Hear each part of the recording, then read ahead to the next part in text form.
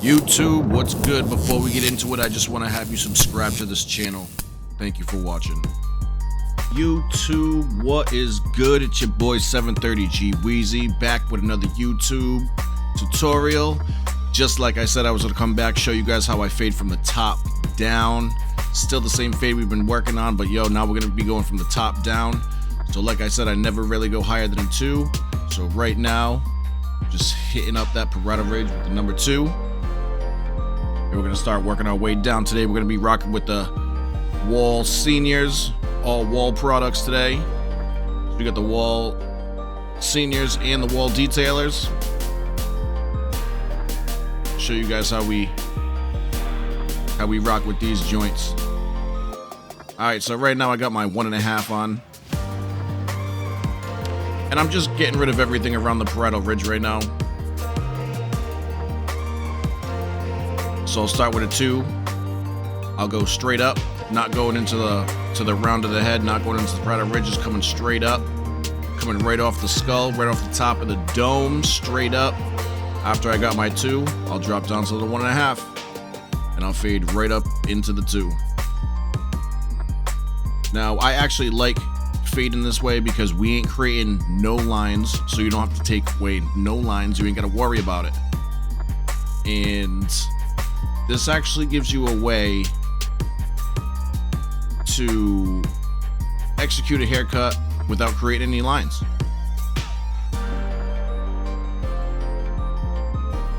This is my boy Mattia.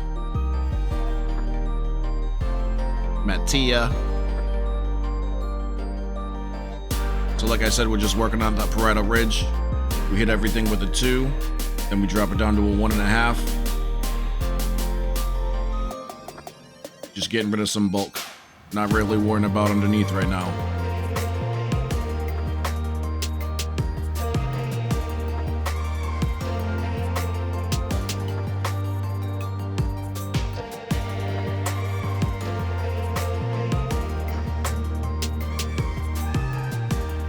Now I know for newer barbers, this way of fading is probably going to be a little bit more difficult. But after you've been doing it a while and you know what guards need to go what, or what your fade's going to have to look like, this is going to be a perfect way to execute your haircuts without putting any lines. And actually, to tell you the truth, when I go about my haircuts this way, I feel like I get them done a whole lot quicker.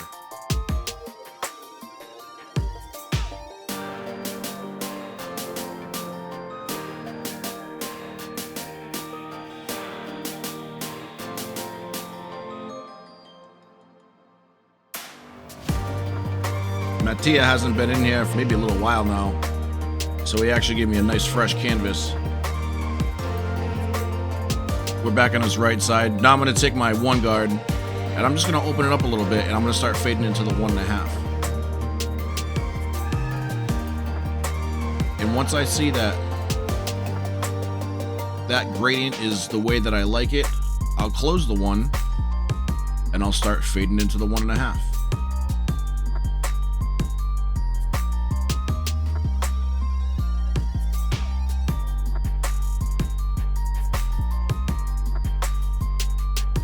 Then I'll throw my 16th guard on, and I'll just start fading into my 1, and so on, just like that, people. I'll start with my 2, I'll go 1.5, I'll put my 1, I'll put my 16th, and then I'll take my 16th off, and then I'll just start going with my no clip, open, then I'll close it, and then I'll do my trimmers, and then I'll do the shaver.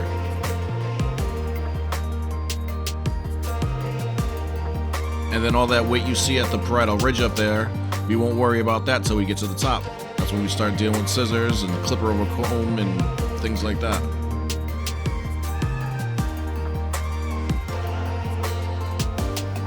But like I said, I know where I need my fade. I know where I need each level. So I'm just doing it about that way and just getting what I need done by just a visual.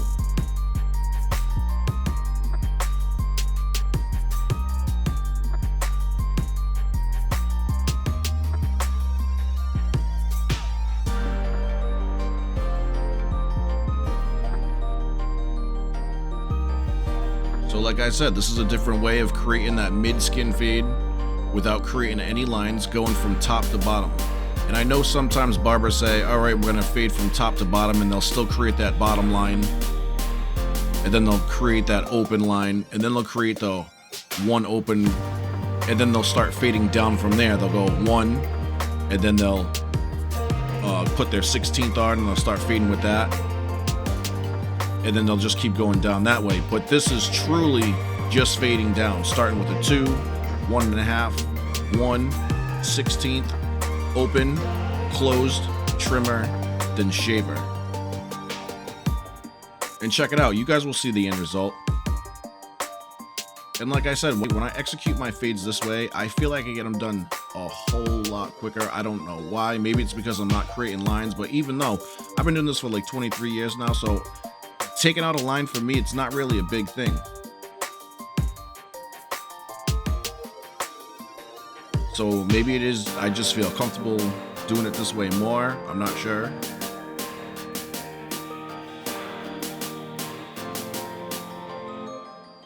Now guys, as you can see, during this whole haircut, Matthias starts moving, and I'm always turning his head.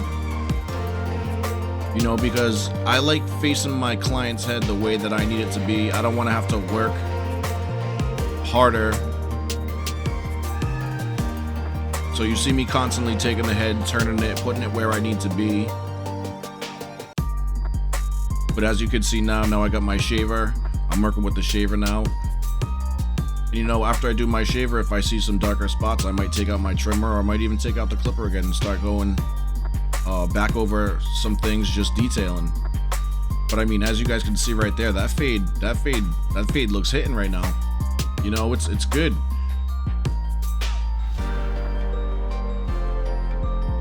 And now I just kind of sped it up. Now that whole right side's done, now we're just gonna work to the rear. And like I said, we already did the 2, we did the 1.5, I did the 1.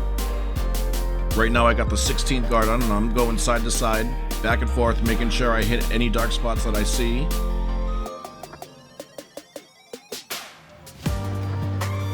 And if you look on the side, I'll use the side and see exactly where I need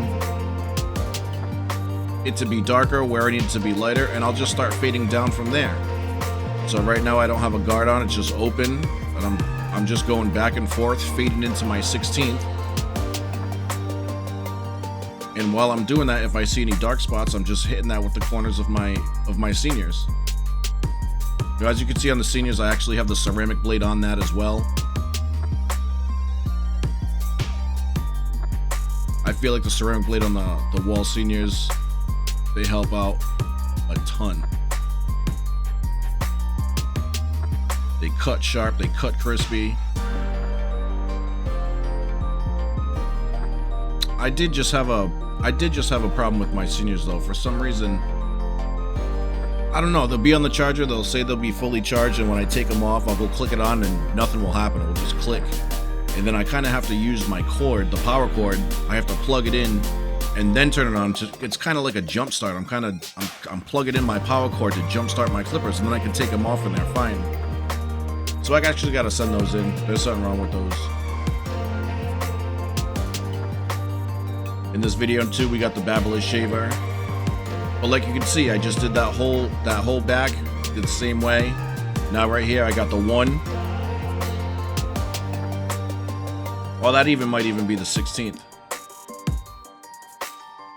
But I'm using the back section of what I did as like my gradient tool, you know what I mean? I know where it needs to be darker, I know where it needs to be lighter, I know where I want my skin to begin. So I'm just going with my wall seniors and creating that look that I see in my mind, and I'm just doing it. And like I said, this might not be for newer barbers, but if you're seasoned in the game for a little bit, you might be able to know, you'll be able to know where you want your fades to start and all that stuff, and where you need it darker, or where you should be using the trimmer lines, or anything like that.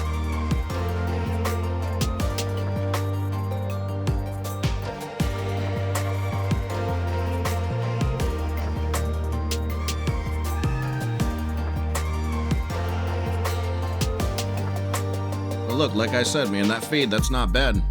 It's a pretty good fade, you know, and I give all my clients a half-hour time slot, so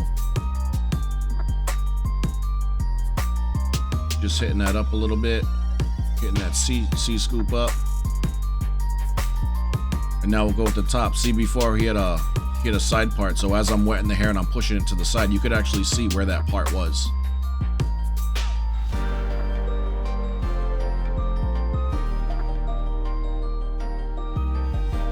And I actually slowed it down here because I wanted to show you guys how I scissor cut the top while I'm doing a haircut like this. I know a lot of times I'm speeding it up, and some of you guys might be interested in seeing basically how I get through the tops of my haircuts and how I execute that.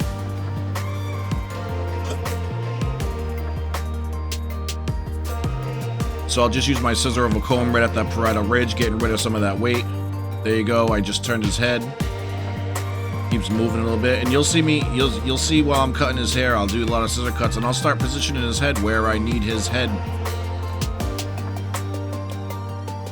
I've been in the game a little while, you know. When I start moving around or bending over, it starts messing up my back. I mean, I'm doing 20-something heads a day. If you keep messing up with your posture for a good part of the day, I mean, you'll start hurting by the end of the day if you do that for every customer, especially if you start shaving people's faces and underneath their neck and you're bent over.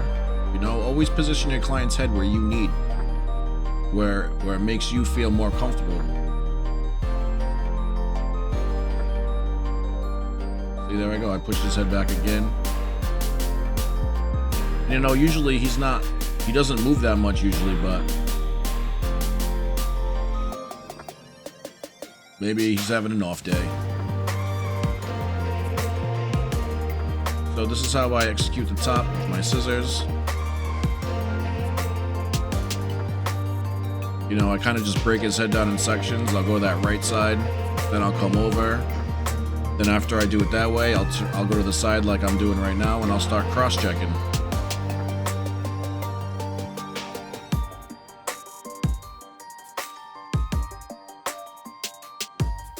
Now, right now, this hairstyle I'm doing is not really like a textured look, so I'm not really worried about texture in his hair.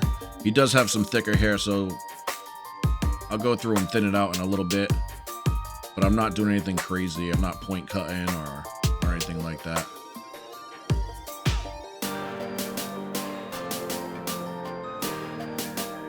There you go. Now I got my thinning shears out. I'll just go through wherever I see some more dense areas. I'll just start thinning that out.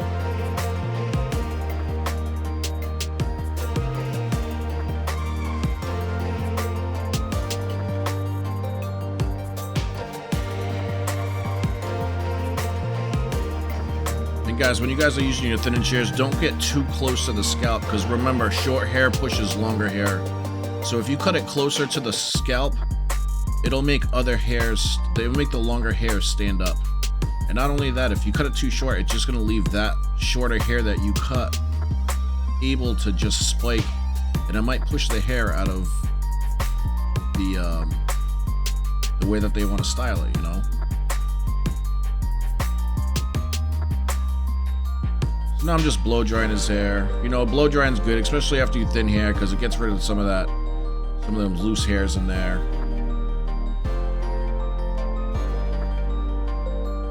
I always like to style my clients' hair because, you know, a lot of kids come into my chair, they're like, oh, I don't do anything with it. I just wake up and go. Kids nowadays, they're lazy, they don't want to do nothing.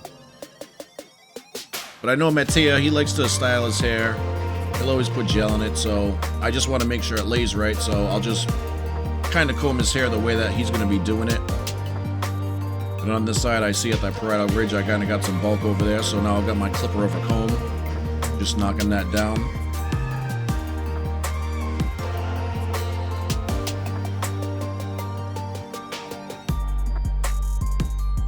And I do that with all my clients, guys. You know, if their head's in a position and I need it to move, I'll always take their head and turn it.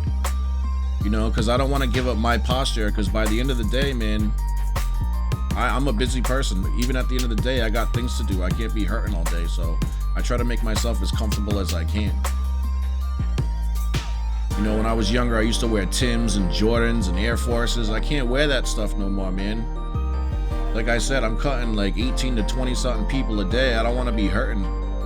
You know, I actually feel like the most comfortable shoes that I could wear cutting hair are Nike Prestos. I don't know why, but I rock my Nike Prestos when I'm at work, and I'm good. Now I'm just kind of pushing his hair the way it's gonna go. Just kind of getting out some thick areas, just thinning out some hair around that parietal ridge area.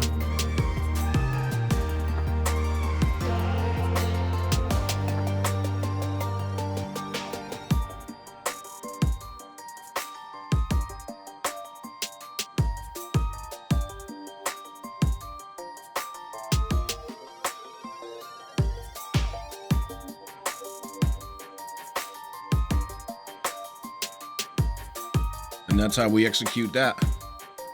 That's from top to bottom. Again, that's my boy Mattia. Subscribe to my channel, hit that bell. And that's really it. If you guys want to see something, comment below, let me know, and I'll do whatever I can to help you guys out.